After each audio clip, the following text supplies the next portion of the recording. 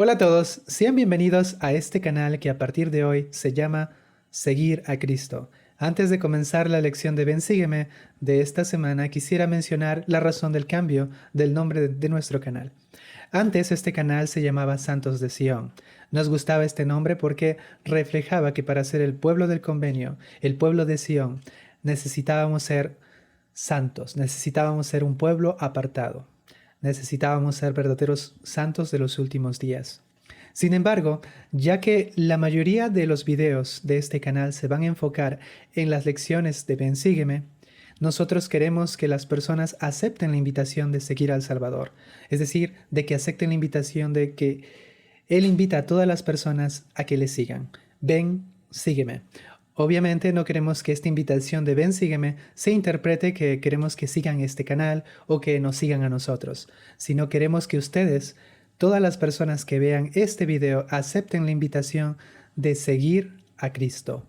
Es por eso que ya que el mensaje principal del Evangelio de Cristo se enfoca en que las personas vengan a Cristo, hemos decidido hacer este cambio. Vamos ahora sí a comenzar con el libro de Deuteronomio. Esta palabra proviene de la versión griega del Antiguo Testamento, conocida como la Septuaginta. Esta palabra, que en griego es Deuteronomio, significa segunda ley o repetición de la ley. ¿Por qué se llama así? Porque Moisés va a repetir la ley a la nueva generación. Han transcurrido 40 años en el desierto. La generación que había visto los grandes milagros habían fallecido, a excepción de algunos como Josué, Caleb, Moisés, pero la mayoría había fallecido y había una nueva generación delante de Moisés. Y Moisés va a repetir la ley. ¿Por qué? Porque él desea que la generación actual haga el mismo convenio con el Señor, con Jehová. ¿Para qué? Para que ellos puedan ser su pueblo del convenio. Se le llama segunda ley también porque Moisés aquí va a ampliar. Y esa es una hermosa función que tiene el profeta. El profeta no solamente puede ampliar, sino que aplica la ley a través de la revelación del Señor y la va a aplicar a la nueva generación. En Deuteronomio vamos a ver un enfoque principal en la justicia social, en ayudar al pobre, en la viuda, en el huérfano, y todo eso es muy interesante porque en ese contexto histórico era una grandiosa revolución. Entonces el libro de Deuteronomio es un libro muy pero muy especial. Ahora, de forma personal, a mí me gusta siempre los 5 primeros libros de Moisés, me gustan más sus nombres en la versión hebrea, ¿no? Por ejemplo, el libro Números no suena muy atractivo. Sin embargo, en la versión hebrea, en la Torá, el libro de Números se llama En el desierto. Deuteronomio, en la versión hebrea, se llama Devarim, que significa palabras o las palabras. ¿Por qué me gusta este título? Porque quiero que ustedes piensen que ya están en los últimos días de vida. Están con su familia, con las personas que aman, con sus hijos. La pregunta sería, ¿qué palabras ustedes les enseñarían a sus hijos? ¿Qué les dirían en esos últimos momentos? Justamente de esto trata el libro de Deuteronomio. Son las palabras que Moisés, antes de partir, antes de dejarlos a ellos como pueblo, porque él ya no va a ser su guía, él ya no va a seguir siendo su profeta. Estas palabras son tan poderosas que influyen en el libro de Josué. Y les dice, escojan hoy, escojan entre los dioses, o escojan entre Jehová, pero yo y mi casa serviremos a Jehová. Esas palabras también sirven de inspiración para el profeta Ley. Porque si ustedes leen segundo Nefi, cuando son las últimas palabras del profeta Ley a sus hijos, les enseña que deben escoger entre la vida o deben escoger entre la muerte. Entonces, vamos a continuar un poquito más. El libro de Deuteronomio tiene algo especial, que cuando se compara con los tratados antiguos, como los tratados asirios, como los tratados hititas, los académicos se han dado cuenta que Deuteronomio es un tratado, es decir, sigue de forma muy, pero muy precisa la estructura de un tratado. Ustedes pueden ver en este momento la gráfica que representa cómo eran los tratados. Y estos tratados de vasallaje se daban cuando un gran rey hacía un acuerdo con un pueblo sometido o con un rey menor. Es decir, hacía un convenio. Estos tratados tienen una estructura que ustedes lo pueden ver. Yo les voy a dejar aquí para que ustedes lo analicen, para que ustedes lo puedan leer. Pero lo interesante de esta estructura es que todo el libro de Deuteronomio, en resumen, se trata de un gran convenio que Dios, el gran rey, está haciendo con un pueblo. Y para nosotros, como santo de los últimos días, tiene un significado más especial, porque para nosotros Dios es nuestro Padre. Es decir, es un convenio que hace nuestro Padre Celestial con su pueblo, con sus hijos. Es una relación familiar. No es solamente una relación o un convenio entre un soberano, un Dios soberano con su creación, sino para nosotros es una relación entre padre e hijos. Y eso le da un mayor significado. Entonces ustedes pueden ver el preámbulo, que es la presentación del soberano, que en este caso es Jehová. Luego en los primeros capítulos vamos a encontrar el prólogo histórico, donde Dios va a recordar todo lo que Dios ha hecho, todo lo que el rey hacía por el pueblo, que va a ser un acuerdo. Lo está haciendo en Deuteronomio, pero este es un convenio.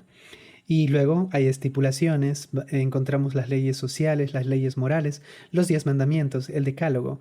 Y en las partes finales están las bendiciones y maldiciones, las consecuencias, si uno es leal o si uno traiciona al rey, es decir, si uno es leal con el padre o si es desleal. Y por último, en los antiguos pueblos, en los asirios y los hititas, ellos cuando hacían un convenio, los testigos eran otros dioses. Sin embargo, Moisés va a poner como testigo los cielos y la tierra.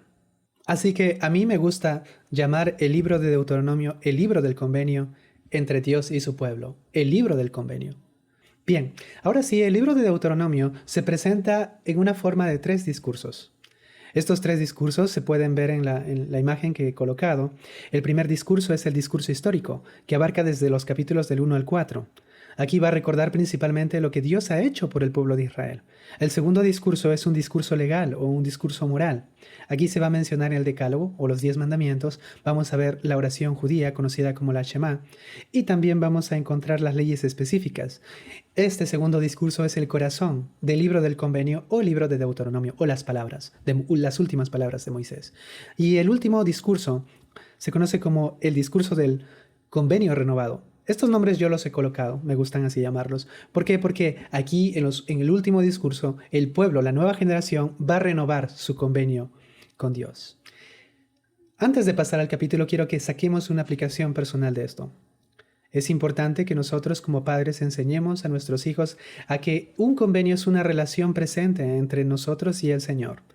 Entonces, como padres, como dice Doctrina y Convenios, si hay padres en Sion, nuestra responsabilidad es enseñarles a que ellos comprendan la doctrina de Cristo y que ellos vengan a Cristo y hagan convenios con Él.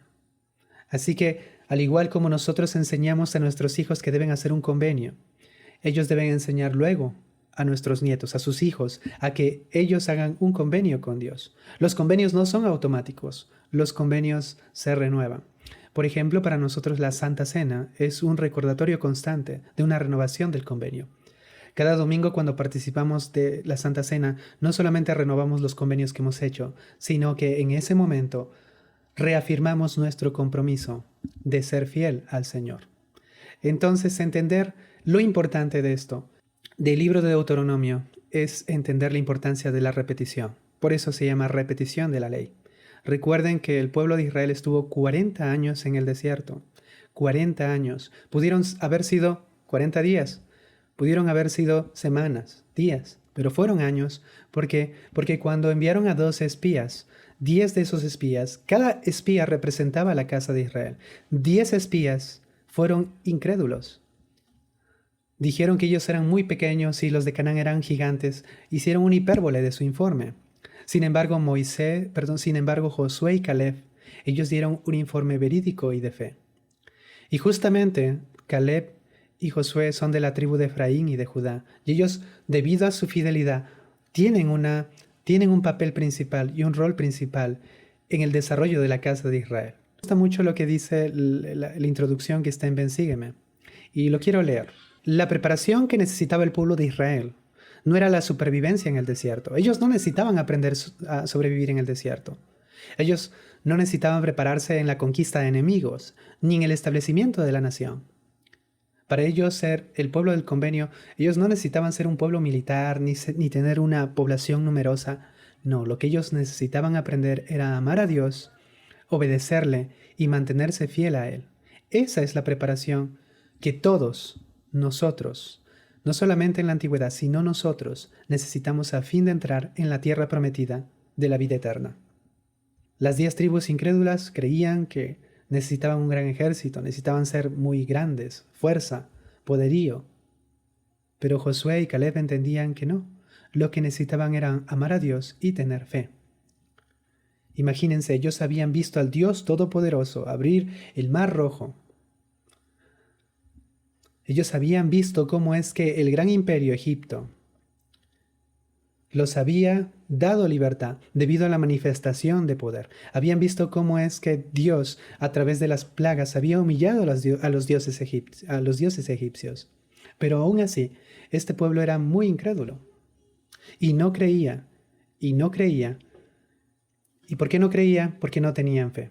Entonces, la mejor preparación, hermanos y hermanas, para todas las personas, sobre todo para las personas que amamos, la mejor preparación es que ellos aprendan a amar y a ser fiel al Señor. Y de eso trata el libro de Deuteronomio. Del primer discurso, que es el discurso histórico, solamente voy a mencionar un versículo que me encanta.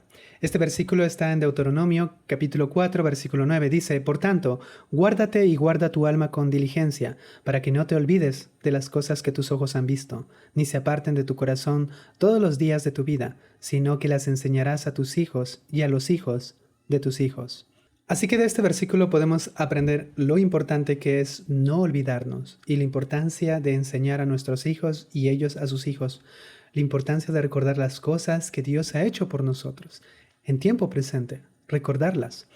Y cuando uno piensa en la palabra recordar, en la palabra olvidar, en la palabra amar, la palabra odiar, todas estas palabras no tienen el significado que nosotros lo damos actualmente. Tienen un significado distinto. En la mentalidad hebrea de esa época era muy distinto. Todo se relacionaba al convenio. Por ejemplo, la palabra recordar significaba que una persona que había hecho un convenio con su rey, con su soberano, él era fiel como siervo. Entonces, si nosotros como pueblo hacemos un convenio con Dios, la palabra recordar es seguir sus instrucciones, seguir sus leyes, seguir sus estatutos. Pero cuando uno dejaba y no obedecía a las leyes y estatutos, uno se olvidaba de su amo, uno se olvidaba de su Dios, uno se olvidaba de su rey. Y estas palabras tienen ese significado. No es un proceso mental el recordar y olvidar. De hecho, hay un discurso, si no me equivoco, del Elder Suárez, que él menciona que la palabra recordar siempre se relaciona con los convenios. Y eso es muy cierto. Cada vez que en el libro de Deuteronomio leen esta palabra, no te olvides. Recuerden que se refiere a que no te olvides las cosas que Dios ha hecho por ti y no te olvides las cosas que tú les has prometido a Él. Esos son los conceptos como lo entendían los hebreos en esa época. Ahora, en el capítulo 5, ya en el segundo discurso, tenemos en el versículo 1 que dice, Oye Israel los estatutos y decretos que yo pronuncio hoy en vuestros oídos. Aprendedlos y guardadlos para ponerlos por obra. Esta palabra, Oye Israel, aquí la palabra en hebrea es Shema, se repite muchas veces en el libro de Deuteronomio. Esta palabra significa, y lo vamos a analizar un poquito más, en la oración judía conocida como Shema, en el capítulo 6 de Deuteronomio. Pero aquí ya vemos esta palabra. Y esta palabra significa no solamente emplear nuestro sentido del oído, sino significa escucha y a la vez actúa. Es decir, tú escuchas y la persona que te lo dice está esperando que tú respondas. Es decir, que tú hagas algo, no es una escucha pasiva. La palabra Shema, la palabra escuchar y oír, no es una escucha pasiva, es una escucha activa que te lleva a hacer algo. Y eso es muy interesante porque en Doctrina y Convenios, las primeras secciones de Doctrina y Convenios, muchas secciones, perdón, comienza con la palabra escuchad. Escuchad iglesia, escuchad pueblo mío, pero esa palabra escuchad tiene un significado muy profundo porque es como si Dios nos estuviera dando nuevamente esta instrucción, como escucha, pero Shema, escucha activamente, escucha y haz las cosas, porque Shema es escuchar más obedecer. Si tenemos que resumirlo así, no es una escucha meramente pasiva. Y luego en el capítulo 5 encontramos una repetición de los 10 mandamientos, del decálogo, pero vemos una variación en la palabra del día de reposo. El versículo 12, guardarás el día de reposo para santificarlo, como Jehová tu Dios te ha mandado. Pero en la parte del versículo 15 dice, y acuérdate de que fuiste esclavo en la tierra de Egipto, y que Jehová tu Dios te sacó de allá con mano poderosa y brazo extendido. Por lo tanto, Jehová tu Dios te ha mandado que guardes el día de reposo. Y esta variación es interesante porque me recuerda que el Señor le está diciendo, ustedes fueron esclavos cuando estuvieron en Egipto. Yo los liberé físicamente y también el Señor quiere liberarlos espiritualmente. Pero les dice, en ese tiempo ustedes no tenían descanso, trabajaban todos los días. Ellos eran esclavos. Pero ahora Dios no solamente les ha liberado, sino también les ha dado un día de reposo, un día de descanso, porque ya no son esclavos, ahora son su pueblo. Y Él es su rey. De hecho, hay una experiencia del Elder Quentin L. Cook cuando él menciona que fue a un hogar judío. Y en ese hogar judío, él participó del Shabbat, del Sabbat judío. Recitaron tanto en hebreo como en inglés. Y luego él escuchó las escrituras de Isaías y él hizo este comentario. La impresión contundente de esa velada maravillosa fue el amor familiar, la devoción y la responsabilidad ante Dios. Al pensar en ese evento medité sobre la extrema persecución que los judíos han vivido durante siglos. Claramente honrar el día de reposo ha sido un convenio perpetuo que protege y bendice al pueblo judío en cumplimiento de las Escrituras. También ha contribuido a la extraordinaria vida familiar y la felicidad que resultan evidentes en la vida de muchos judíos. El día de reposo nos puede ayudar a separarnos de lo frívolo, lo inapropiado y lo inmoral. Nos permite estar en el mundo, pero sin ser del mundo. Es un tiempo familiar, es un tiempo de liberación, porque nos recuerda que Dios nos ha liberado a nosotros de la muerte física, de la muerte espiritual. Al ser su pueblo nos ha liberado del pecado. Y nosotros en un día tenemos que liberarnos de las cosas del mundo, de las actividades mundanales, y podemos acercarnos a Dios. Solamente cuando dejamos la televisión, dejamos los celulares, dejamos las actividades mundanales. Solamente cuando nos liberamos de esas actividades podemos conectarnos con Dios y podemos tener una relación con Dios. Es un día familiar, es un día de oración. Entonces, por ejemplo, me hace recordar esto otra experiencia, cuando el Elder Dallin H. Oaks recuerda que él había aprendido de su padre a no estudiar los días domingo. Y él tenía un compañero que era judío. Y él le dijo, el Elder Oaks le dijo, yo no estudio los días domingo. Pero el judío le dijo, bueno, yo sí estudio, pero yo no puedo usar el lápiz, ¿no? Porque en la ley de Moisés ellos no pueden usar herramientas en el día de reposo. Entonces el Elder Oaks dice lo siguiente. A menudo he reflexionado en el contraste que existe con nuestras propias normas del día de reposo. Él tenía un sistema de reglas que le indicaban lo que podía y lo que no podía hacer, mientras que yo intentaba seguir un sistema de principios. Yo creía que tenía que trabajar 6 días, que para mí era estudiar abogacía, y de que después tenía que evitar los quehaceres estudiantiles en el día de reposo. Ahora, el presidente Oaks dice lo siguiente: no quiero que piensen que estoy criticando a mi amigo en su forma de proceder con el día de reposo, puesto que al aprender más sobre las normas que tienen los judíos ortodoxos sobre guardar el día de reposo, he concluido que sus normas son en muchos aspectos superiores a las mías y a las de muchos otros santos de los últimos días. Piensen en estas palabras que está diciendo nuestro profeta actual. Si nosotros contemplamos cómo es que un judío adora el día de reposo y cómo un santo de los últimos días lo adora, nosotros podemos aprender mucho de ellos. Porque a veces el día de reposo para nosotros solamente son las horas que vamos a la iglesia. Y de allí no adoramos, no tenemos un tiempo familiar, no nos acercamos a Dios y no nos liberamos de las cosas del mundo. Y luego él continúa diciendo, para ellos el día de reposo es un tiempo para dedicar en forma exclusiva a recordar al Señor y adorarlo, y a regocijarse en las bendiciones que le ha dado su pueblo. El día de reposo es muy sagrado. Luego el presidente Oaks cita al presidente Joseph F. Smith. Él enseñó un principio importante sobre la familia y el día de reposo. Además de asistir a las reuniones de la iglesia, él dijo, me encantaría tener el privilegio de sentarme en casa con mi familia y conversar con los miembros de ella y platicar con ellos y llegar a conocerlos mejor. Me gustaría tener el privilegio de ocupar tanto tiempo el día de reposo como fuera conveniente para ese propósito.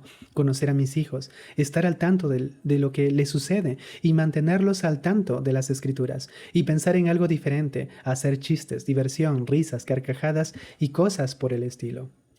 Estas frases me encantan. Luego dice el presidente Oaks, les invito, jóvenes adultos, casados y solteros, a hacer del día de reposo un día para estar juntos como familia. No se dispersen por realizar lo placentero que separa la familia, sino que adoren, estudien, conversen, regocíjense juntos, hagan del día de reposo una delicia. Santo, glorioso de Jehová. Y entonces, como Isaías lo prometió, te deleitarás en Jehová, y yo te haré subir sobre las alturas de la tierra, y te daré a comer la heredad de Jacob tu padre, porque la boca de Jehová lo ha hablado. Entonces es importante que el día de reposo sea un día para la familia. A veces hay muchas reuniones en la iglesia y debemos evitarlas, porque el día de reposo exclusivamente es un día de adoración y hay que tener pocas reuniones. ¿Por qué? Porque es un día en familia, es un día para estar en familia. Ahora, el elder Russell M. Nelson, hay un discurso muy conocido que él habla acerca de hacer el día de reposo una delicia. Y él menciona que cuando era joven él tenía una lista, tenía reglas. Y las listas son buenas, con las listas nosotros podemos aprender. Pero él luego se dio cuenta que mejor era enfocarse en el principio. ¿Qué señal estoy dando yo al Señor? Y eso es principal, porque las listas se pueden cumplir de forma externa. Por ejemplo, yo puedo poner una lista completa de qué no debo hacer el día de reposo. Y llego a mi casa y el día de reposo solamente duermo.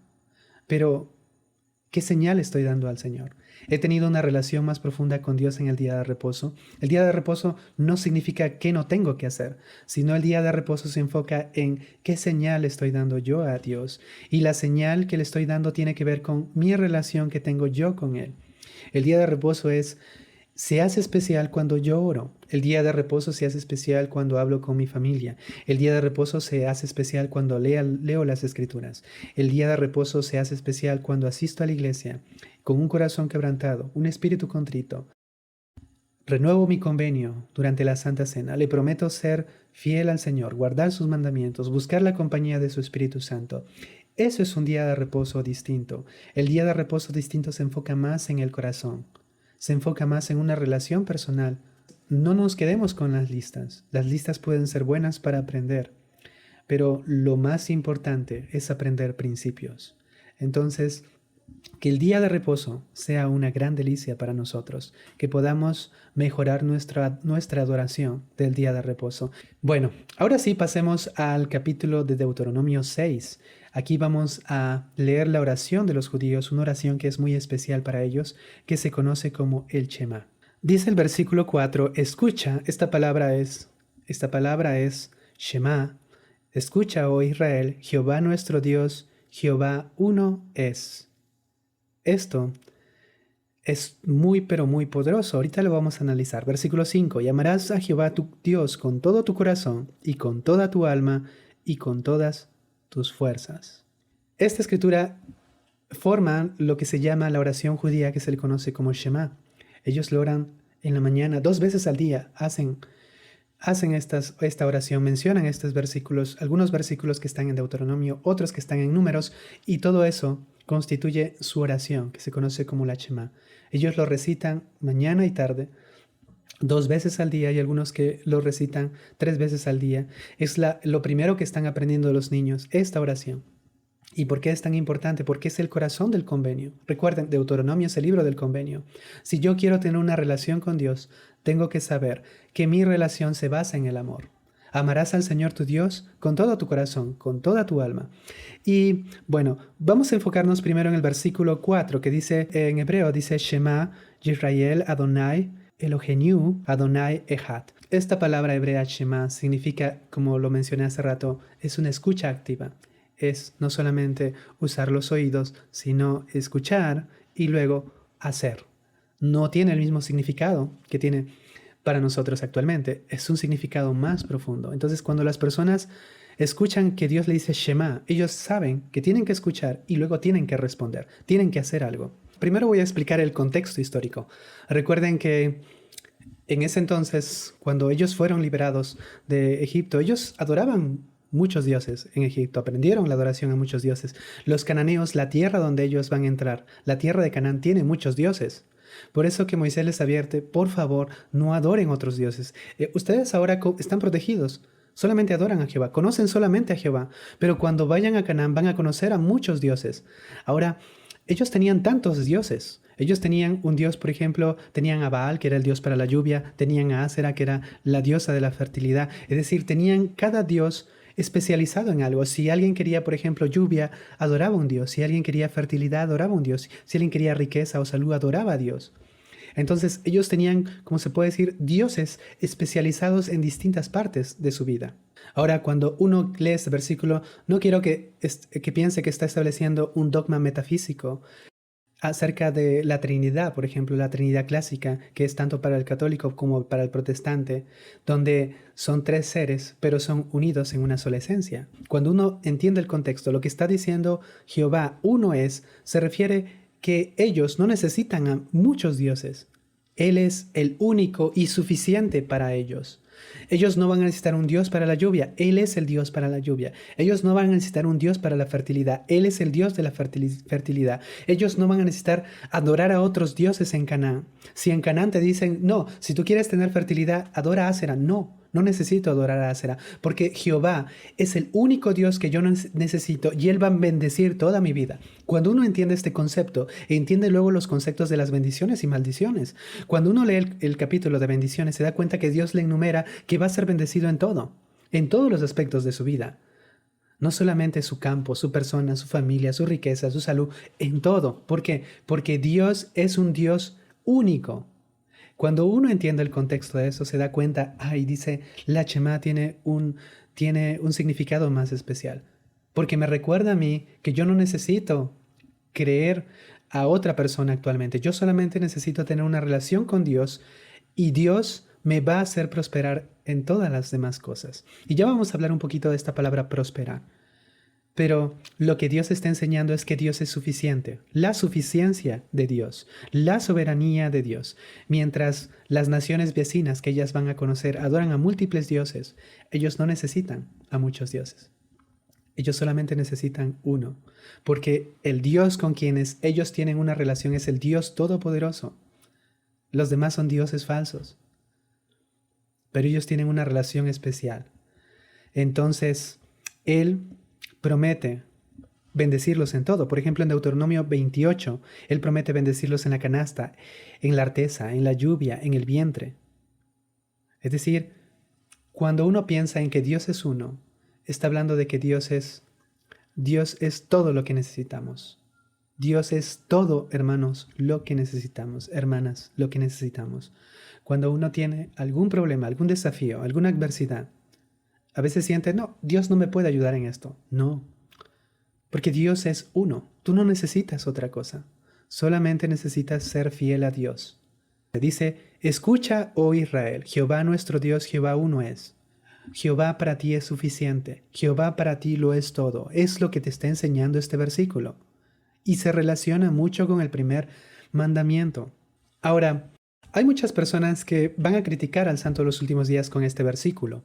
Porque ellos van a decir, aquí este versículo está enseñando que Dios es uno, está enseñando un monoteísmo estricto, como lo entiende el judío, o bien te van a decir, está enseñando una unidad metafísica, una unidad en esencia, lo que sería el teísmo clásico, el teísmo protestante, el católico, el oriental.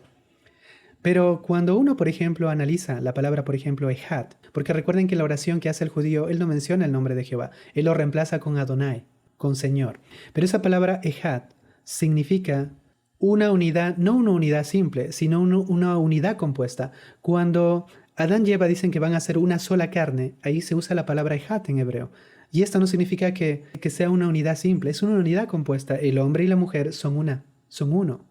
O cuando recuerdan que enviaron a los espías y trajeron unas uvas, un racimo. Un racimo es una unidad compuesta porque tiene múltiples frutos. Entonces, cuando Jehová dice que Jehová es uno, como lo han dicho muchos comentaristas como Adam Clark, que he citado mucho en el manual del Antiguo Testamento del manual de instituto, él menciona que de aquí se deduce en cierta forma lo que nosotros llamamos la Trinidad. Pero para un santo de los últimos días, Dios el Padre, Jesucristo y el Espíritu Santo son uno, pero no son uno en una unidad simple, son uno en una unidad compuesta, son tres seres distintos, pero son uno en propósito, uno en amor, uno en voluntad, uno en concordia. Esto se relaciona con la oración. Cuando Cristo dijo y oró al Padre en Juan y les dice, y yo oro para que todos sean uno como tú y yo somos uno. Y ahí usa una palabra también en griego, que si no me equivoco es gen, y que también es una unidad compuesta. Entonces, cuando uno lee el Antiguo Testamento, se da cuenta que ya hay ciertos atisbos de que la deidad de Dios es una unidad compuesta, no es una unidad simple. Y es por eso que un santo de los últimos días puede decir que el Padre, el Hijo y el Espíritu Santo son un solo Dios. Son uno, tal como el hombre y la mujer son uno. Aquí voy a mencionar algo brevemente que quizás para algunos de ustedes sea muy importante, pero en Deuteronomio 32, en la versión más antigua que nosotros tenemos, que son los rollos del Mar Muerto, nosotros tenemos, por ejemplo, aquí pueden ver en la lámina tres variantes. El texto masotérico es de donde provienen la Reina Valera, tenemos la Septuaginta y tenemos la versión que es de los rollos del Mar Muerto. Pero en la versión de los rollos del Mar Muerto encontramos que dice lo siguiente, voy a leerlo. Cuando el Altísimo, es decir, el Dios Todopoderoso, dio a las naciones su herencia, cuando separó a los hijos de los hombres, fijó los límites de los pueblos según el número de los hijos de Dios. Ahí viene la palabra Bene Elohim, es decir, lo repartió entre los hijos de Dios. Noten que esto es interesante, porque hay muchos estudios actualmente acerca del concilio divino. Y aquí quiero ser un poquito preciso. Dios ama a todas las naciones, pero Él dice que Él usa, la Septuaginta dice que los ángeles cuidan a las demás naciones, o los repartió entre los ángeles, pero a Jehová le dio la nación de Israel. O uno lo puede interpretar como dice la versión del manuscrito de Mar Muerto. Otros hijos de Dios cuidan a las naciones, porque Dios ama a todos. Sin embargo, Dios tiene una relación especial con su pueblo. ¿Por qué? Porque con su pueblo, Dios no solamente le ama, sino que Dios tiene una relación con su pueblo a través de Jehová, el Hijo Todopoderoso. Eso es lo que enseña Deuteronomio, y eso es lo que creían los israelitas. Los israelitas creían en una monolatría. No negaban que pudieran existir otros dioses, creían en un concilio divino. Lo que creían ellos es que solamente tenían que adorar a uno solo. Y ese Dios a quien debían adorar ellos era Jehová, con quien ellos tenían un convenio. Ellos le prometieron ser fiel a Jehová. Ellos tenían solamente que adorar. Cuando uno hace convenio con alguien, no existe nadie más. Por ejemplo, cuando uno se casa con una persona, no debe existir nadie más. ¿Por qué? Porque hay un convenio. No es que no existan más personas, es que mi relación, mi convenio es una fidelidad absoluta. Cuando yo hago un convenio con el Señor, solamente Él es único para mí y nadie más. No puede haber otros dioses, porque mi convenio, mi relación es únicamente con Él. Esa era la mentalidad hebrea, esa era la mentalidad que tienen el pueblo de Israel en ese momento. Así que cuando uno entiende mejor el contexto, entiende a qué se refiere con que Jehová es uno, es el único que necesitamos, y entiende por qué nosotros tenemos que amarle a Él, porque con Él hemos hecho convenio, no hemos hecho convenio con otra persona. Y cuando uno entiende que en ese entonces las personas creían, como diría la Septuaginta, que Dios repartió o Dios ama a las personas y Dios cuida a través de sus ángeles, la versión del manuscrito del Mar Muerto dice no. Dios los cuida a través de otros hijos de Dios, Bene Elohim, pero solamente con uno tiene una relación especial, su pueblo del convenio, con Jehová. Y esto es muy, pero muy interesante, porque solamente cuando nosotros aceptamos ahora el Evangelio de Cristo, tenemos una relación real con Jesucristo. No es que Dios no ame a todos, pero hay una relación especial. Y lo vamos a hablar un poquito más adelante, cuando entremos a lo que tiene que ver con el Gesed, otra palabra hebrea, que tiene que ver mucho con la fidelidad que Dios tiene en el convenio. Bien, ahora sí continuemos con los siguientes versículos. Y estas palabras que yo te mando hoy estarán sobre tu corazón, y se las repetirás a tus hijos, y les hablarás de ellas estando en tu casa, y andando por el camino, y cuando te acuestes, y cuando te levantes. Qué poderoso es enseñar esto a nuestros hijos, enseñarles que no necesitan a nadie más, solamente al Señor. ¿Y cómo cumplen los judíos este mandato de repetirle a sus hijos cuando se acuesten y cuando se levanten? Es recitando la Shema 2 veces, al acostarse y al levantarse. Muchos lo hacen hasta 3 veces, pero mínimo lo deben hacer 2, todos los días. ¿Por qué? Porque ellos están cumpliendo el versículo 6 y 7. Y luego dice, y las atarás como una señal en tu mano y estarán como frontales entre tus ojos. ¿Cómo lo cumple los judíos? Según los judíos, la tradición les enseña que Moisés les mandó a hacer unas cajitas de cuero que se llaman los tefilín, que lo pueden ver en este momento en la gráfica. Ese tefilín lo tienen cerca al brazo porque está cerca al corazón y el otro la tienen cerca a la cabeza porque representa que está cerca de nuestra mente.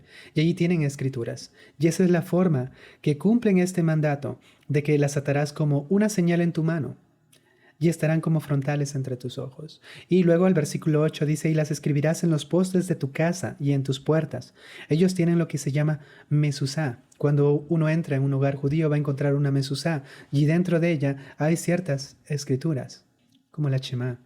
Y eso es muy importante para los judíos porque para ellos estas formas exteriores les hace recordar el convenio que hicieron sus padres hace muchos, muchos años. Pero mi pregunta es, ¿acaso ellos no son nuestros padres? Para todos santos de los últimos días la respuesta es sí, porque nosotros somos el pueblo de Israel. ¿Y cómo nosotros podemos cumplir este mandato? Enseñando a nuestros hijos, reuniéndonos con ellos, orando con ellos. Nosotros hacemos nuestras oraciones todos los días. Si uno no ora cada día, uno no está amando al Señor, su Dios, con todo su corazón, con toda su alma y con toda su mente. Dios es el único, y como Él es único, Él nos pide todo. Porque la fidelidad está en darle todo. Si no le damos todo, damos una parte, significa que hay otra parte que no le estamos dando a Dios. Y significa que no estamos teniendo solamente a un único Dios, sino a otro. Por eso Dios dice, no podéis servir a Dios y a las riquezas. No podemos servir a dos señores porque amarás a uno y aborrecerás al otro. Y vamos a hablar esto de amar y aborrecer, amar y odiar. ¿Cómo se entiende amar? Amar es cuando uno es leal al convenio. Y aborrecer no es odiar como lo interpretamos ahora. Odiar es rechazar el convenio. Cuando uno hacía un convenio en la antigüedad, uno amaba a su rey cuando le era fiel. Y uno odiaba a su rey o lo repudiaba cuando no cumplía, no le era fiel al convenio. Es muy similar a recordar y olvidar. Cuando uno entiende estas palabras en la mentalidad hebrea y cómo ellos lo interpretan, y todo está relacionado con el convenio, uno puede entender que amar a Dios significa ser fiel. Y para amar y serle fiel a Dios necesitamos dar todo nuestro corazón, toda nuestra alma, toda nuestra mente, todas nuestras fuerzas o poder. ¿Por qué los judíos usan objetos? ¿Por qué el Señor dice que usen objetos? ¿Por qué hay festividades? ¿Por qué hay días de reposo? Porque el hombre por naturaleza es olvidadizo. Y ellos piensan que para que algo llegue al corazón, ¿no? Primero debe llegar por los sentidos. Es por eso que tienen objetos recordatorios exteriores. Por eso que para nosotros es importante de repente tener una lámina del templo. Podemos tener en el cuarto una lámina de la oración o una pregunta, ¿has orado a Dios todos los días? O un protector de la pantalla de nuestra esposa o de Cristo. Algo que nos recuerde que tenemos que ser fiel al convenio. Son recordatorios exteriores, pero recuerden que lo importante no es solamente el objeto exterior, sino que debe ir acompañado de la fidelidad interior. Solamente cuando sucede eso, podemos decir que la ley está escrita tanto en nuestro corazón como puede estar escrita externamente. Y eso es lo que nosotros podemos aprender de esta oración tan importante para el judaísmo. Ahora, muchas personas han señalado que el libro de Deuteronomio es el libro más social, el libro más humanista, sin darles connotaciones políticas en este momento. Y es porque se enfoca mucho en ayudar al pobre y al necesitado. Hay muchas leyes que son muy interesantes. Por ejemplo, cuando uno va a cegar, no puedes cegar las esquinas. Y si se te cae algo, tú no puedes recogerlo todo, porque eso lo debes dejar para el pobre. Eso es muy importante para nosotros. Porque cuando uno lee, por ejemplo, el discurso del rey Benjamín en Mosía 4, si uno analiza Deuteronomio con el discurso del rey Benjamín, el rey Benjamín está aplicando todo el libro del convenio en su vida. Él sabe que él es un rey, sí, pero no hay nadie más poderoso que el rey. El verdadero rey es Jehová, es Dios. Y él lo entiende, Deuteronomio lo enseña. Él era un siervo. Y en el discurso del rey Benjamín en Mosía 4, una vez que el pueblo ha hecho convenio, porque imagínense, al igual como Moisés invita a la nueva generación que hace convenio, el rey Benjamín ya va a fallecer, reúne a su pueblo y él les dice, hagan un convenio. Y el pueblo hace un convenio y luego les hace una invitación, porque dice, ustedes han nacido de Dios. Ahora son su pueblo, son engendrados espiritualmente, son hijos de Dios. Pero en Mosía 4 les dice, a fin de retener la remisión de vuestros pecados, es decir, a fin de seguir limpios ante Dios, a fin de mantener nuestra justificación. Les dice, de día en día, para que andéis sin culpa ante Dios, quisiera que de vuestros bienes dieseis al pobre, cada cual según lo que tuviere, tal como alimentar al hambriento, vestir al desnudo, visitar al enfermo, ministrar para su alivio, tanto espiritual como temporalmente, según sus necesidades. Así que estas palabras del rey Benjamín hacen mucho hincapié en el libro de Deuteronomio. Ellos deben entender que no solamente tenemos que amar a Dios, sino amar a nuestro prójimo. Tienen que ir acompañados los dos grandes mandamientos. Uno no se puede hallar sin culpa ante Dios. Uno no puede estar limpio de sus pecados o mantener la remisión de sus pecados si no ha amado a su prójimo, si no ha ministrado a su prójimo. Entonces, en el libro de Deuteronomio podemos encontrar muchas cosas que se aplicaban en esa época, pero cuando uno analiza el porqué, la razón era sencilla, era velar, cuidar por las necesidades de quienes no tenían una herencia, de quienes eran pobres o necesitados, y también usarlo para la adoración al Señor. Ahora, en el último tercer discurso que está en Deuteronomio, vamos a ver que Moisés va a hacer esa renovación con la nueva generación. Para ello es muy importante entender el concepto de Gesed. El presidente Nelson lo explicó con estas palabras.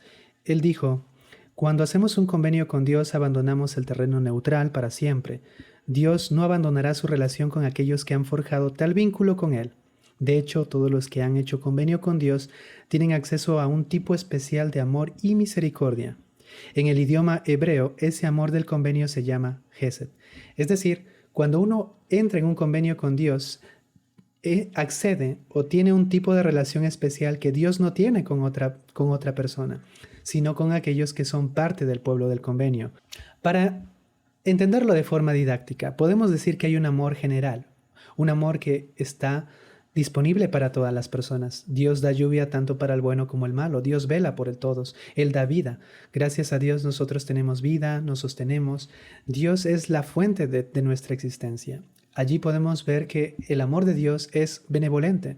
Sin embargo, hay un amor especial que es un amor por el convenio o un amor contractual, por así llamarlo. Y ese amor solamente está disponible cuando una persona hace un convenio con Él. Esa es la razón por la que los judíos se jactaban de ser la casa de Israel, porque ellos creían que Jehová, el Dios Todopoderoso, había hecho un convenio solamente con su pueblo y que ellos eran un pueblo especial. Lo que ellos no entendieron es que esa relación no era de jactancia. Dios los escogió como pueblo para ser una bendición y una luz para las naciones, para que cuando las personas vieran al pueblo de Israel, ellos pudieran ver al pueblo de Dios. Ahora, en esta relación del convenio, Dios siempre es fiel. Dios siempre cumple la parte que Él ha prometido en esta relación del convenio. Sin embargo, es el hombre quien no es fiel. Cuando uno es fiel, significa que Dios y la persona están en un vínculo de amor. Cuando una persona rechaza este convenio, uno está en el odio, como lo vimos. No es un término emocional, es un término de convenio. Ahora, cuando entendemos que Dios es fiel, eso significa que Dios no solamente nos va a bendecir, sino que también nos va a corregir. ¿Por qué? Porque Dios, cuando tú has hecho convenio con Dios y tú te apartas, Dios te va a corregir o te va a castigar para que tú regreses y seas parte del pueblo del convenio. Él lo hace porque su fidelidad no solamente significa bendecir, su fidelidad también es corregir. Es un amor que genera tanto derechos y obligaciones, y al entrar en el convenio tú le das a Dios el permiso legal de intervenir en tu vida. Por esa razón, por ejemplo, vemos que el pueblo de Israel muchas veces es llevado en cautiverio. Es llevado primero las tribus del norte, luego las tribus del sur, luego cuando rechazan a Cristo son esparcidos entre las naciones. Y es porque cuando Dios escoge a un pueblo, si ese pueblo es fiel, prospera. Pero si no es fiel, Dios, debido a que es fiel a su pacto, Él tiene que corregir. Entonces, cuando uno entiende que en una relación hay dos aspectos. Dios nos bendice, pero también nos va a corregir. ¿Y por qué nos corrige? Porque Dios tiene que ser fiel a su palabra. Cuando uno entra en el convenio, Dios siempre va a cumplir con eso. De hecho, en el libro de Jueces, más adelante vamos a ver claramente este ciclo del convenio. Cuando el pueblo hace convenio con Dios, recibe bendiciones. Cuando adoran a otros dioses, ¿qué sucede? Viene la opresión, viene el sufrimiento. En el libro de Mormón vemos también este ciclo del orgullo. De hecho, cuando Moroni, poco antes de la destrucción del pueblo nefita, cuando la gente sufría, Moroni se dio cuenta que no sufrían porque quisieran arrepentirse. Sufría porque Dios no permitía que ellos vivieran en el pecado. ¿Y por qué no lo permitía? Es la pregunta. Porque Dios tiene que ser fiel al convenio. Cuando tú entras en un convenio con Dios, Él siempre, hasta los últimos días de tu vida, Él siempre te va a invitar a que vengas a Él. Cuando uno entiende este tipo de relación especial que el presidente Nelson llamó como Gesek, entiende que ese amor especial es único y ese amor le permite a Dios tanto bendecirnos como corregirnos. Para terminar, voy a mencionar algunos conceptos más. La palabra prosperar en Deuteronomio, ustedes van a encontrar en los capítulos finales que habla mucho de prosperar. Ya saben que Dios es único, Dios es lo único que necesita el pueblo de Israel. Ellos no necesitan dioses especialistas en cada área como lo van a hacer los cananeos. Ellos solamente necesitan a Jehová. Y si ellos tienen a Jehová, ellos van a prosperar. En el libro de Mormón, este convenio lo podemos ver en el libro de Mormón. Cuando el Señor hace convenio con Leí, se renueva el convenio. Y cuando nuevamente lo repite con Nefi, se le dice que cuando guarden los mandamientos prosperarán en la tierra, pero si no guardan los mandamientos serán desechados de la presencia. La palabra prosperar entonces significa gozar de la presencia de Dios. Y la palabra no prosperar significa ser desechados de la presencia de Dios. En resumen, la palabra prosperar es cuando estamos dentro del convenio, cuando somos leales al convenio. La palabra no prosperar es cuando no somos leales al convenio. De hecho, muchos exégetas académicos han enseñado que la palabra prosperar significa que una persona logra los propósitos que Dios ha establecido para él. Piensen, por ejemplo, en José. Cuando fue vendido, estuvo en la cárcel, pero dice que él prosperaba. Uno puede decir cómo alguien va a prosperar en la cárcel, pero dice que prosperaba porque Dios estaba con él.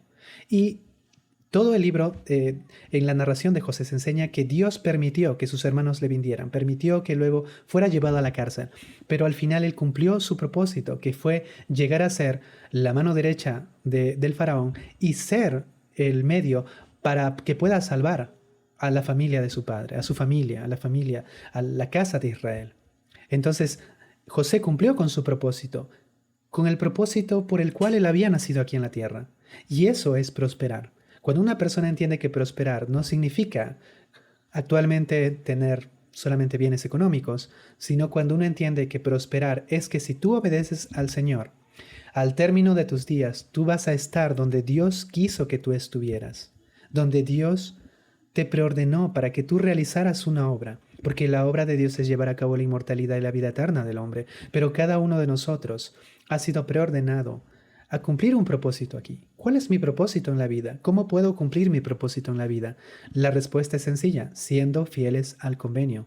Cuando uno guarda los mandamientos, va a prosperar, va a gozar de la presencia de Dios. Para terminar, Moisés hace algo magistral para recordar al pueblo de Israel el convenio que están haciendo en ese momento. Porque habían dos montañas que eran gemelas. Estaba el monte Ebal y el monte Gezirín. Y en el monte Ebal va a mandar a unas tribus para que ellos digan las maldiciones, si no obedecen. Y en el otro monte, el Gezirín, van a decir las bendiciones.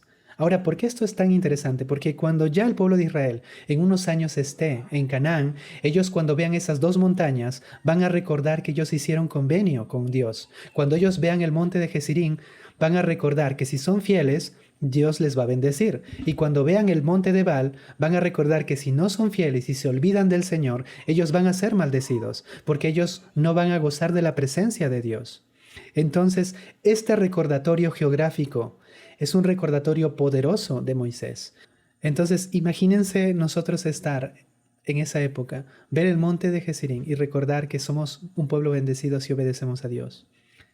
Imagínense ver ahora el de Baal y pensar en mi vida y decir, ¿soy fiel? Si no soy fiel, voy a estar en el monte de Baal. Pero en el monte de Baal se pone un altar del sacrificio, que significa que a través de Cristo nosotros podemos regresar al convenio y podemos recibir las bendiciones del monte de Gezirín. Qué recordatorio tan poderoso de Moisés. Él ya va a partir. Él sabe que no va a entrar a la tierra prometida, pero quiere dejarles recordatorios, no solamente pequeños como el tefilín, como las mesuzat que van a usar los judíos en sus casas y al momento de recitar la Shema, sino también quiere que ellos vean las dos grandes montañas y recuerden el convenio que ellos están haciendo. Y en el capítulo 28 les dice, y vendrán sobre ti estas bendiciones y te alcanzarán si escuchas la voz de Jehová. Y recuerden, la palabra escuchar no es una escucha pasiva, es Shema, es una escucha activa, es oír más obedecer. Y yo les invito a que lean todo el capítulo de Deuteronomio 28. Van a ver que Dios los bendice en todos, en los rebaños, en los frutos, en el canastillo, en todo. Ellos no necesitan múltiples dioses como los cananeos, un dios para la lluvia, un dios para la fertilidad. Todo lo tienen en Jehová. Y mi pregunta para ustedes es, ¿confían que Dios es todo para ustedes?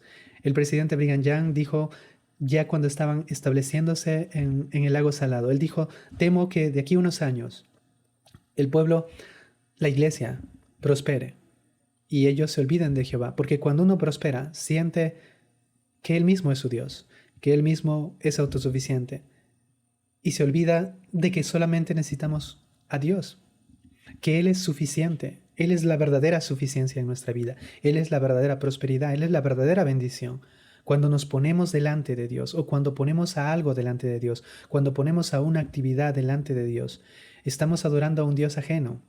Así que en el capítulo 29 dice, estas son las palabras del convenio que Jehová mandó a Moisés que hiciera con los hijos de Israel en la tierra de Moab, además del convenio que concertó con ellos en Horeb. Es muy claro que Moisés quería que esta nueva generación recordara ese convenio. Su última invitación de Moisés me encanta, cuando él dice, escoge la vida y no escojan la muerte. Quiero leer este versículo. Dice, mira, yo he puesto delante de ti hoy la vida y el bien, la muerte y el mal, porque yo te mando hoy que ames a Jehová tu Dios, que andes en sus caminos y guardes sus mandamientos y sus estatutos y sus decretos, para que vivas y seas multiplicado, y Jehová tu Dios te bendiga en la tierra a la cual vas a entrar para poseerla. Y aquí llama a los testigos, no dioses, llama a los cielos y la tierra. A los cielos y a la tierra llamo por testigos hoy contra vosotros, de que os he puesto delante la vida y la muerte, la bendición y la maldición. Escoge pues la vida para que vivas tú y tu descendencia, amando a Jehová tu Dios, escuchando su voz. Ahí tienen la Shema otra vez, amar y escuchar. ¿Ven por qué el Shema es el corazón del convenio, el corazón de Deuteronomio? Y dice, aferrándote a él, porque él es tu vida y la prolongación de tus días. En el libro de Deuteronomio, la elección es una elección real. Para nosotros, los santos de los últimos días, el albedrío es la capacidad de poder escoger entre el bien y el mal y de ser responsable de nuestras elecciones. El libro de Deuteronomio es claro. Somos responsables ante Dios de escoger la vida y la muerte. Estas dos montañas grandes, de Baal y de Jezreel, deben ser un recordatorio para todos los santos de los últimos días, de que si escogemos la vida, vamos a ser bendecidos. Y si escogemos la muerte, vamos a ser maldecidos. Testifico que este libro de Deuteronomio es un libro del convenio. Nos puede enseñar que aunque nosotros tratemos de desviarnos de la iglesia, de renegar de nuestros convenios, y a veces digamos, ¿por qué Dios no me deja hacer lo que yo quiero? ¿Por qué Dios me corrige? Y cuando piensen en eso, recuerden, es porque Dios es fiel al convenio. Tú no eres fiel, tú quieres salir de la iglesia, dejar todo, pero Él sí es fiel. Y por eso Él te corrige, como dice el apóstol Pablo, porque somos sus hijos. Y porque somos sus hijos, Él nos corrige, porque nos ama, somos su pueblo. Así que nuevamente quiero invitarles a que lean este libro de Deuteronomio y que recuerden que este es un libro del convenio que inspiró al profeta Josué, que inspiró al profeta Leí, que inspiró al profeta Benjamín, que inspiró la introducción del libro de Mormón, que todo el libro de Mormón habla acerca del convenio, que el propósito de las personas es que sepan que somos el pueblo del convenio.